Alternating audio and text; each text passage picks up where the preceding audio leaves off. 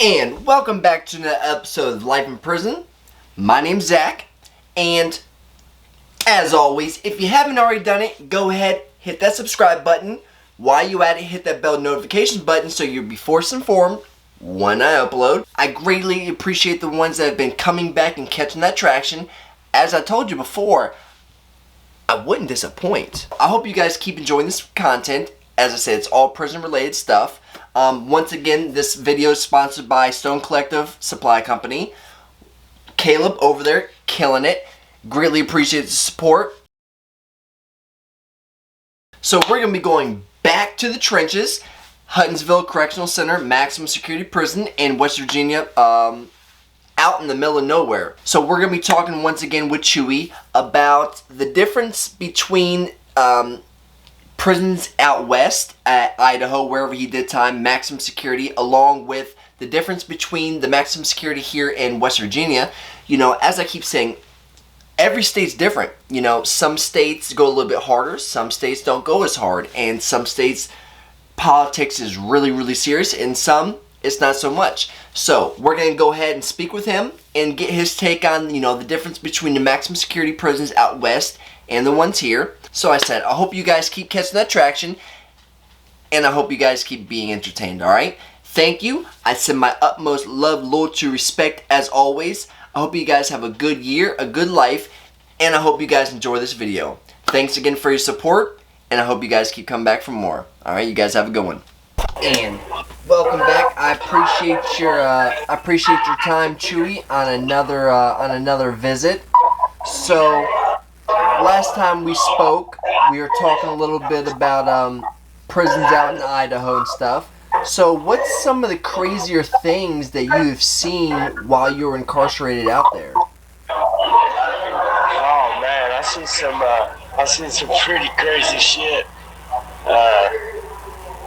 That was the very first time I ever seen a guy beat with bars of soap. Soap? Did they have like a sock or something? Yeah, they had a couple bars of soap tied up in a sock, and they were just beating the shit out of this dude, and then they threw him off the top tier. What? That was like within my first couple months there. Holy shit. Now, do you know why? Or it was just one of those things that happened and you saw it? Yeah, it's just one of those things that happened, and I seen it. I didn't really know a whole lot of people when I got there, so I really wasn't used to it. Like that was my first time in prison. Everything before that time, it was either in a county jail or juvenile detention. So you were not prepared for someone getting mollywopped by a couple bars of soap. Yeah, that was it's pretty wild, man. Man, people be getting beat with some weird stuff. Yeah, I've seen it all. I've seen cans of chili or tuna in a bag as a weapon. I've seen ink pens going in people's eyes. Oh shit. Anything and everything. There's a dude beat half to death with his own TV. With his own TV? Yeah, it was my next door neighbor at the time. Him and his cellie got into it, and it was over the dude smacking his lips while he was eating in the cell. And it was pretty crazy. They're out there, like here they have, if you got life without, you could get a single cell. Yeah. Or if you're a level 5, you can get a single cell. Well, out there, they don't have that. So you got real lifers, guys that are going to die in prison that are stuck in a cell with another guy that's going to die in prison, and they just really don't give a fuck. They have nothing to lose. Nothing.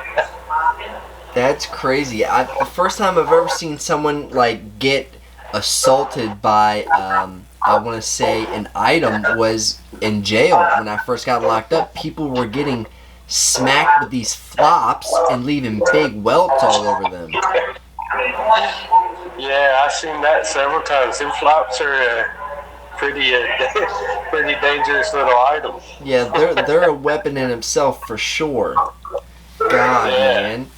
So, whenever you was out there, did you ever get into any altercations with people?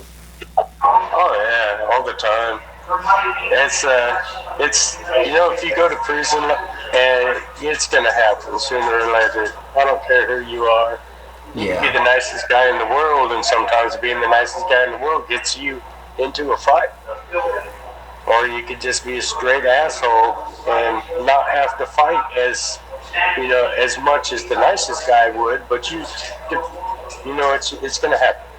Oh yeah. And it could be over something major, or it could be that you're just looking at somebody for too long. And they feel you might be sizing them up or something. Yeah, exactly. And I see a lot of fights over the phones and the tablets. Those are the main things. Well, back when I started, we didn't have the tablets. But fights over the phones is a major thing. Fights over food. Owing people stuff. Yeah, it's crazy what you can hear somebody fighting over. Like I got in a fight and almost got stabbed over a laundry bag. Right, you got laundry bag, you got coffee, you got stamps. Some of the less paid items or less costly items are some of the first things to get you fucked up over. Even a soup, 40-something cents. Yeah, I beat the shit out of somebody in the regional over a hard-boiled egg one morning. It was crazy. Well, did he promise he was gonna give it to you, and then he didn't uphold his promise? Yep, that's what happened. I bought this kid's eggs off his tray the night before, and so he ate what I gave him. And come that next morning, he tried to smash them eggs off as quick as he could. I helped him get them down. That's for sure.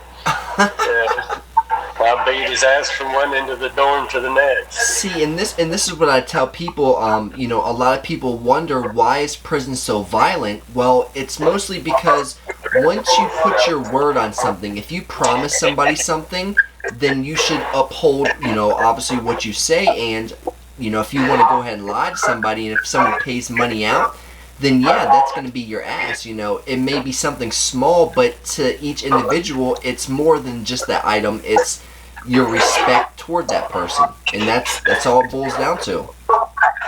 Yeah, and that's when I first got there.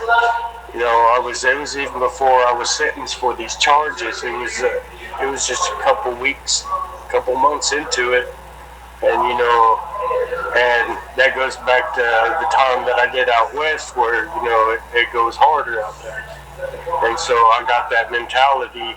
If I can't let this guy do that and get me in front of everybody, even though it's an egg, so I'm not gonna have that my time start out here like that. Oh yeah. People getting over on me, I just can't let that happen.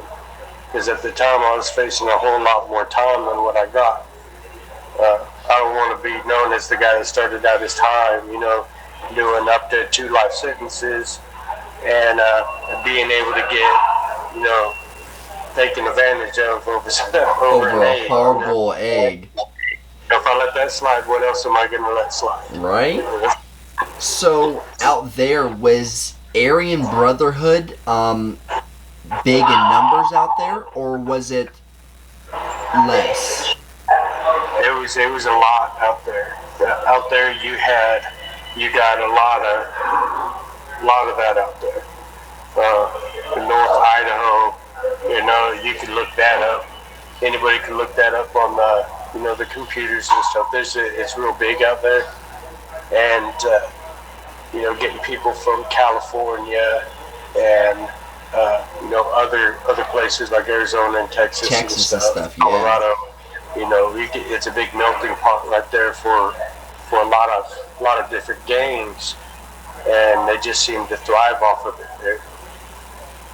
Yeah, it's crazy because I told my subscribers that, up at Mount Olive, for instance, these AB dudes may not have had a lot of numbers, but these guys were were running shit. You know, they were strong. They were killing most of these baby rapers. Like, most of the people that got killed were baby rapers, and most of the dudes that were killing them were these AB dudes. You know, they had these COs on lock, and that was out in the newspaper in 2019. And it just goes to show that even though you might not have a lot of numbers, your unity and strength can win over any war. Yeah, they make up for it in, you know, strength and loyalty and a willing to stand up for each other and back your brother's play. And they just go hard, man. Oh, hard as fuck. Yeah. They got nothing. Those dudes got nothing to lose either. You know, all those AB dudes, they're lifers. Yeah, a lot of them ain't getting out or have a chance of getting out, but they're gonna be so old that, you know, it don't matter. So, you know, do what you got to do while you're there. Oh yeah. Now, was odinism big out there in Idaho too? Yeah, it was, but not as much. Where it may have been over on the medium yard, which I wasn't allowed to go over there. But where I was at, there was a few there, but it wasn't as big as it was out here. So what would you feel now that you know a little bit more about the religion odinism? What would you say would be the different structures from out west to here on the East Coast? But wait, with the odinism and stuff? Yes, sir. Well, most of the guys out west, it was more of a racial thing. And out here, you got like a mixture. Well, out west, they used it more of like a gang style. But out here, you got like a mixture of that. You got some that are strictly about the religious aspect of it and treat it more as like a religion and stuff, which it should be. But then you got the other guys, you know, people who do what they want. They tend to take it to a more extreme gang style, like a hate and stuff like that. They try to turn it into a structured thing, a more of an organization route instead of the religious route, to try to hold power. I felt like that's where they went with it. They twist it around and make it fit what they're trying to go for. But you know, anybody could do what they want. I'm not one to say somebody can't do something because they want it. You know, I respect, you know, everybody's decisions on what they want to do. But some of that stuff just ain't for me. Oh yeah. And that's real respectful too, you know what I'm saying? You know, it's not for me, you know what I'm saying, but it doesn't mean I'm gonna knock it. Yeah. Now, up there, I know this was years ago, but what was their commissary like out there on the West Coast? Oh man, it was pretty good. It's a lot different than out here. I mean, you get it's all the same companies, you know, Keefy, but out there you tend to get a lot more than what they offer out here. I mean, just the little things that are different. Like out here, you get regular pickles. Out there, you can get the spicy pickles. You got the spicy pickles? Yeah, corn tortillas out there, and out here it's the flour tortillas. But yeah, you got different stuff, man. Different coffees, different juices. It seems like out there you get the better stuff, and out here we get the trash. So it's kind of depressing. Cactus Annie's be out here taking shit over. Yeah, out there we get the good Cactus Annie stuff, and out here we get the garbage. We get the shit with them off the truck. Now, out there, did anybody ever try to, I guess, test you with a knife or anything? I mean, I remember the story that you'd end up taking, you know, old boy's knife, Cartwright, and fucked him up. I mean, there was a couple times, but I never really got. Nobody really came at me like that out there. It was a little bit different out here. It seems like people are just crazy. Anybody can just pull a knife on somebody and try to take their shit from them out here. But out there, it's a little bit more. I don't know what you'd call it. But they weren't quick to do that so much out there. I got you. So it's like that it don't happen, but back then I was tiny. I was like maybe 186, 196 pounds, and I wasn't like the 265, 270 weightlifter. Fucking straight shit truck. I was little, so yeah, I'd have to put a fan motor in a laundry bag and start swinging that motherfucker around like David and Goliath. Yeah. Oh shit, man. It wasn't so bad out there like that. I didn't have to worry. People had a lot more respect, it seemed like, and the different gangs out there got codes and things that they have to live by themselves. They had rules, so nobody could just fly off the handle without getting in trouble. I mean, I guess that's a good thing, and I've had a lot of subscribers. I have a subscriber who is actually a CO, and I feel like being around people that have longer periods of time, that they're a little bit more respectful than the ones with shorter periods of time. Yeah. People with a lot more time tend to have more respect and more patience, and don't feel the need that they have to be loud and boisterous and make themselves seen and heard to try to get their point across. Yeah. And so being like that, I've noticed that you get better responses, and you get more respect that way than if you're just loud and obnoxious and try to force your opinions and stuff. Oh yeah, or try to force people to respect you by being loud or thinking that's the way you're going to gain respect. That's not how you do it, but to each its own. Yeah, people do what they want, but I found a pretty easy way to do my time. I've calmed down a lot, and it's easier time for me now than it was starting out. A lot less stress. Now, out there, did you ever get sent to the hole? Like, what was the hole time like?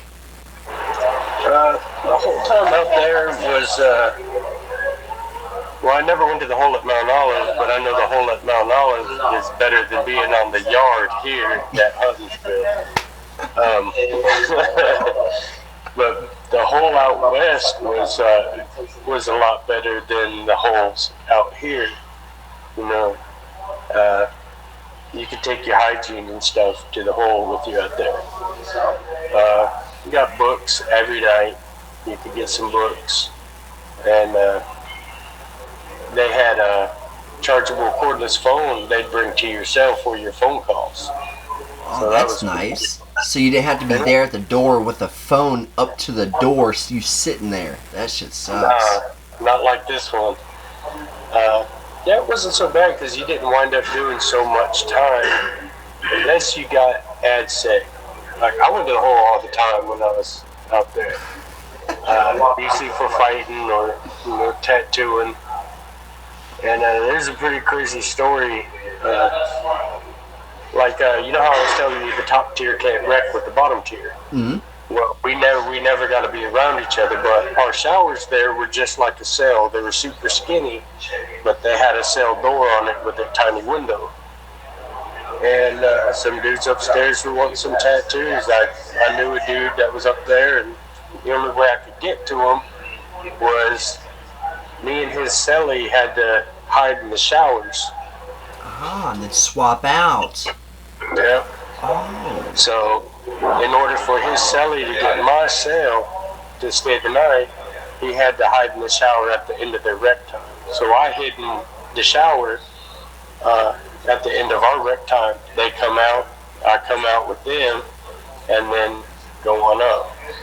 And man, I was up there tattooing them, and they come looking for his cellie, and so I hid down by the door, and his cellie tried to tell him that he wasn't there, and they popped the door, and there I was, and they freaked out. And they were asking, "What are you doing up here?" And I was on my hands and knees, like acting like I was looking for something. I said, "I dropped my contact." Busted. They kicked the shit out of me. Surprised they didn't give you some weird escape charge, because you know they like doing that. If you're not where you're supposed to be, they can give you an escape charge. It's real weird. Yeah, they could do it for anything. But I was well known at the time. I'd been there for a few years, and they always knew what I was up to. You got the name for yourself by then. Yeah, it wasn't bad. I didn't mind going to the hole. It was a change, because once you're there in Max, if you go to a dorm, you don't ever leave that pod. Oh, man. When you go to the hole, you go for your 10, 20 days or whatever. You come back to that same dorm. You may go in a different cell, but you're always on that dorm. It's kind of like B2. You never go to, there's 3 pods to a block. Okay. And you never go to another block. And you never see another, like, I'm on like A block or whatever. You'll never see a B block. You'll never see a D block. Completely separate all the time. But so it's a nice little break once you do go to the hole and come back. Kind of like a little, then that shit sucks. Little vacation. That's what I call it, whole time vacation, more or less. Because you going, with me, I was going right back to B2, so it's kind of like a vacation because you going right back to where you came from. Yeah, it's get a little time, get your mind right, reset, and come back and do it all again. Oh yeah. Now, did they still have nicotine and cigarettes up there in the prison? No, they did away with that. I don't even remember if they had it for religious, for tribal members. I don't even remember if they had that or not. Oh, wow. I know we had sweat lodges, but I can't remember the tobacco being there when I got there. Now, I know with certain religions, they have certain things within their culture that they kind of have to do for ceremonies. I had heard that for, like, with Odinists, they have a mead that they're supposed to drink during these certain times. Did certain prisons out there give prisoners the ability to, like, get this tobacco, for instance, as you were talking about? I'm not sure about the tobacco. I'm wanting to say, yeah, they did have something like that. But as far as everything else goes, I'm not sure what they had. I do know certain religions get certain things for holidays and things that they celebrate. But the most thing I could speak on is they did have sweat lodges. I know that for tribal members. But you out there, that's what I liked about it, is that you had to show proof that you were really an enrolled tribal member. We're out here, they got some weird ones out here that say they are, but nobody has to have proof that they're anything. Anybody can be what they want out there. Now, that's right. You are Native American, correct? Yes, I am. So break that down for me. Where originally are you from, and what tribe are you a part of? I'm from Idaho. I grew up on the Nez Perce Reservation, but I'm Ojibwe, Leech Lake Band of Ojibwe from Minnesota is where my reservation's at. So that's where a lot of my family is, that's cool. Where I'm enrolled at. That's cool, man. So you definitely got heritage going back many, many, many centuries. Yeah. That's cool, man. It's cool to look it up and dig into it. There's a lot of cool stuff that goes along with that. And see all your ancestries and see all the old photos and stuff like that. I greatly appreciate you, alright? Alright, you have a good one.